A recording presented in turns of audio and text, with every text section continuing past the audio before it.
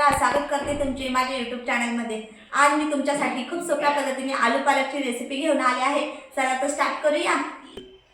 तर मी थोडीशी पालक घेतलेली आहे, कापून घेतलेली आहे।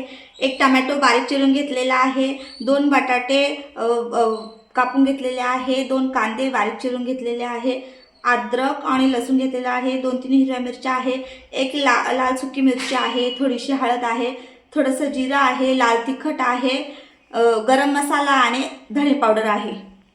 तर मी कढई ठेवलेली आहे तापवण्यासाठी। आता आपण त्यामध्ये तेल ॲड करायचं आहे।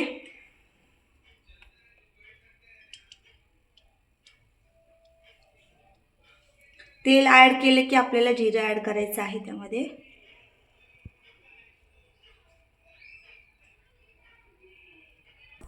तर आपलं तेल तापून झालेलं आहे। आता आपण जिरं ॲड करायचं आहे। जिरं थोडंसं फ्राय झालं की आपल्याला कांदा ॲड करायचा आहे।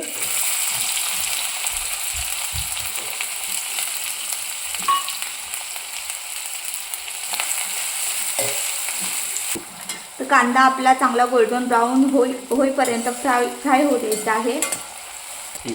तर आपल्याला कांद्यामध्ये हे 2-3 हिरव्या मिरच्या कट केलेल्या आहेत त्या टाकायच्या आहे आणि एक लाल सुकी मिरची मी कट करून घेतलेली आहे ती टाकायची आहे।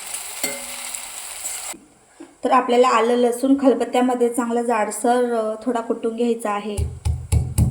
तर आलं लसूण मी चांगलं ठेचून घेतलेलं आहे। आता आपण कांद्यामध्ये ॲड करूया।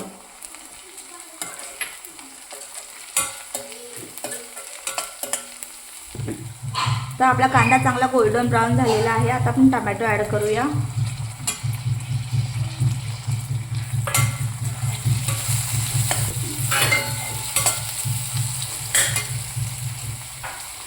आता आपण बटाटे ॲड करूया।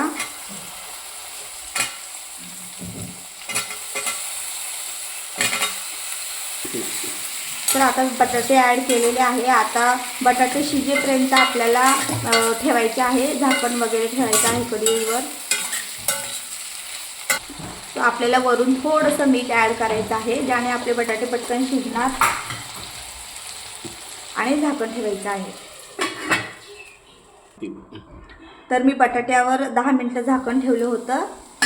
हे आपले बटाटे शिजलेले आहे। आता आपण मसाले ॲड करूया। लाल तिखट,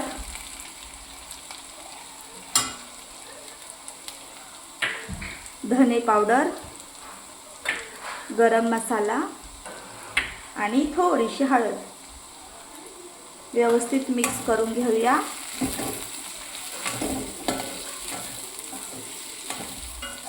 तो मसाला चांगला मिक्स झालेला आहे। आता आपण पालक ॲड करायची आहे।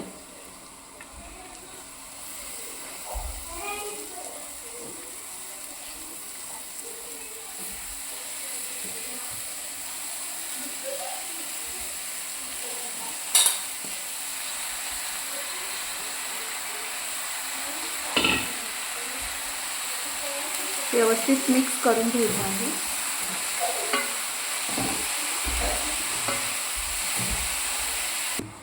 तर भाजी चांगली मिक्स करून घेतलेली आहे। आता चवीनुसार मीठ टाकायचं आहे आपल्याला।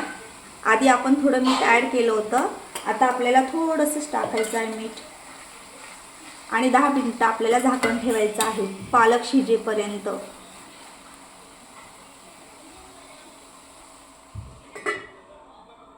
तर आपल्याला बारीक गॅस करून 10 मिनिटं ठेवायची आहे भाजी। थोडीशी कसुरी मेथी ॲड करायची आहे आणि परत आपल्याला 5 मिनिटं झाकण ठेवायचं आहे।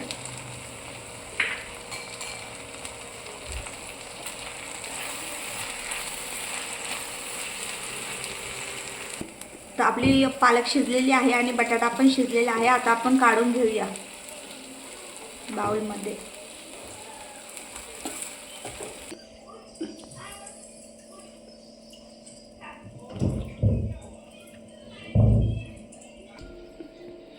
तर तयार आहे आपली आलू पालक रेसिपी आवडल्यास प्लीज माझ्या चॅनलला सबस्क्राइब करा आणि कमेंट्समध्ये सांगा की तुम्हाला माझ्या रेसिपी कशा वाटल्या।